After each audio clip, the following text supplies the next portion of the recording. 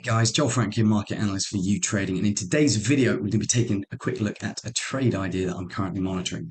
Now, this trade idea is to do with dollar yen, which you can see here. Let me just draw up this trend channel, this bearish trend channel that we have been in for quite some time. Why have we been in a bearish trend channel? When there's been a couple of things going on, US yields were pulling back.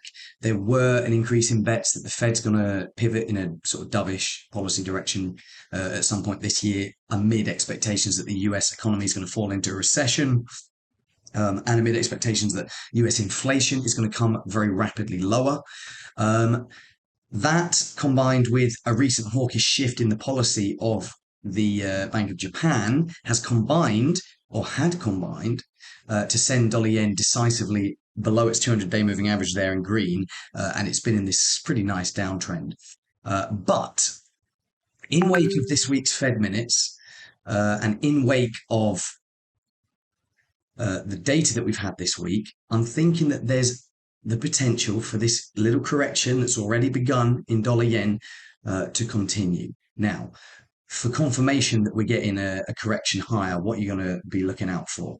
Well, you need a break above the 21-day moving average, which we haven't been above since early November. That's just here, pretty much just above current levels, around 134. And then you're going to need a break above this downwards trend line as well. And that could potentially trigger a fairly quick move to the 200-day moving average there, around 136. Let me just show you the data real quick as to why I'm thinking about this, and we can talk a bit about the Fed as well. So the Fed, in terms of the commentary that the policymakers have been saying in speeches this week, and in terms of the minutes that we just saw released on Wednesday, still very hawkish, still very much trying to push back against the idea that there's going to be this Fed pivot, dovish Fed pivot coming up. They're talking about raising interest rates higher for longer and keeping them there for longer in order to really ensure that inflation does come back under control. So the Fed's still hawkish. Some people are saying it's a mistake, that inflation is going to come back quicker than they think, and that the economy is going to weaken more than they think. But they do have one thing in their favor.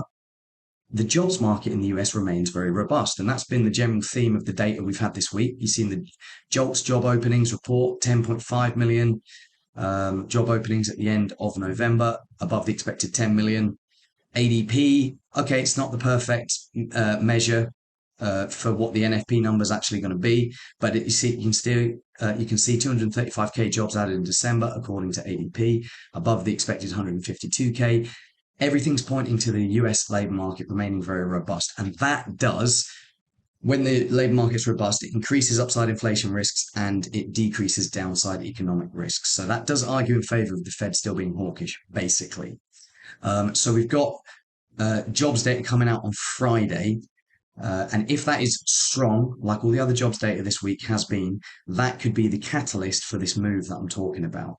In terms of how to trade it, it would be a case of letting it break out, letting it move a little bit higher, then waiting for the pullback, and then waiting for the confirmation and pretty much buying that dip after you've had the break high already, like a break and a retest, and you buy the retest type trade idea. How high do I think dollar yen is potentially going to go? I mean, I still think in the longer term, it's going to be a struggle for dollar yen to move higher, because I think eventually the Fed is going to have to change their tune, which they're not doing yet, but they will have to. I do believe in this story that inflation in the US is going to come down very, very quickly, and the economy is going to be weak later this year. And that eventually should weigh on the dollar. But at the moment, maybe we could get back to this support turns resistance area in 137.50 to 138. That's where the 50-day moving average is, in the short term. But anyway, yeah, guys, that's the trade idea that I'm monitoring at the moment. Hope you all enjoyed the video, and I will see you all in the next one.